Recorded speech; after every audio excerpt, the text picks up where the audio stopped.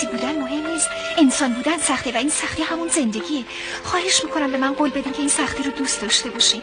سعی نکنین مثل بعضیا مصنوعی زندگی کنین. یه عده‌ای هستن که فکر میکنن اگه به کسی لبخند بزنن بی مقدار میشن. به همین خاطرم با چشم حقارت به همه چی نگاه میکنه.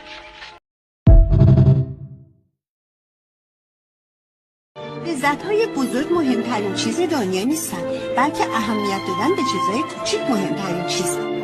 من راز شادمانی رو کشف کردم بابا، و اون زندگی کردن در زمان حال و در لحظه است. این که نه حسرت گذشته رو بخوری نه آینده رو پیش بینی کنی، بلکه هرچی بیشتر از همین درصد استفاده کنی.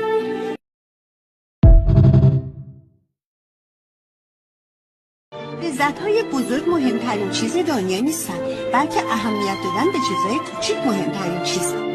من راز شادمانی رو کشف کردم بابا، و اون زندگی کردن در زمان حال و در لحظه است.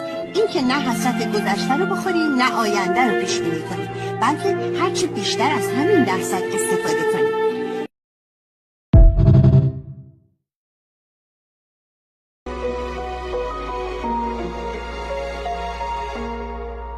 سلام ای بهتر